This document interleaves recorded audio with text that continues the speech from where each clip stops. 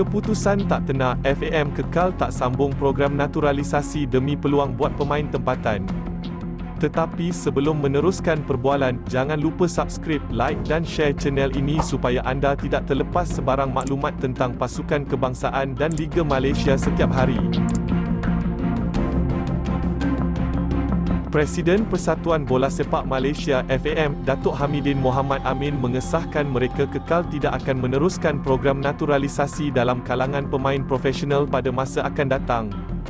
Kenyataan itu dikeluarkan oleh beliau sendiri ketika ditanya tentang perkembangan terbaharu membabitkan program tersebut untuk bola sepak negara.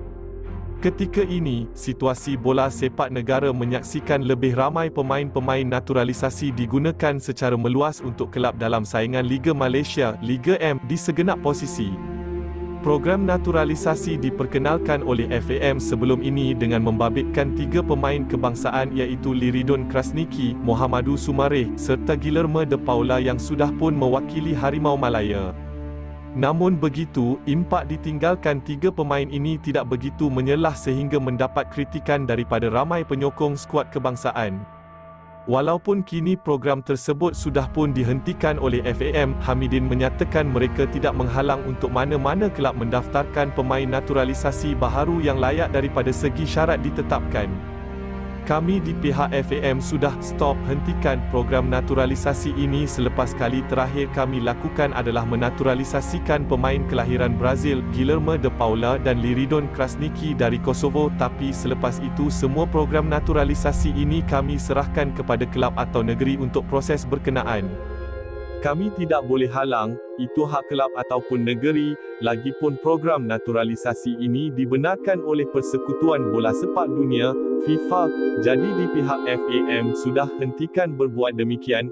Fokus kita terarah kepada pemain tempatan selain kita juga melihat kepada pemain warisan kerana ianya dibenarkan oleh FIFA untuk bermain. Namun jika kelab ataupun negeri mahu menjadikan seseorang itu pemain naturalisasi, saya setuju dengan pandangan peminat iaitu mengambil pemain yang betul-betul berkualiti dan bagus, katanya menerusi Harian Metro. Ketika ini, beberapa lagi pemain naturalisasi telah pun didaftarkan oleh kelab masing-masing dan sudah pun beraksi buat skuad kebangsaan di posisi tersendiri. Malah, untuk aksi terbaharu Harimau Malaya dalam perlawanan persahabatan baru-baru ini menyaksikan beberapa lagi pemain naturalisasi turut tersenarai untuk memperkuatkan pasukan negara bawah kendalian Kin Pan Gon. Lita Endrick dos Santos, Paulo Josu antara yang berjaya memberi impak positif buat skuad kebangsaan menerusi kualiti permainan ditampilkan untuk menewaskan Kepulauan Solomon. Pada masa sama, Hamidin turut mengulas tentang stadium di negeri lain yang akan turut digunakan selepas ini oleh skuad kebangsaan untuk aksi persahabatan antarabangsa. Bukan hanya di Johor dan Terengganu, FAM juga akan turut membawa pemain Harimau Malaya beraksi di stadium lain termasuk di Sabah untuk memberi peluang kepada peminat setia menyaksikan pemain secara lebih dekat lagi. Ini perancangan kita, namun perlu juga mengikut kesediaan dan kesesuaian stadium berkenaan, katanya lagi.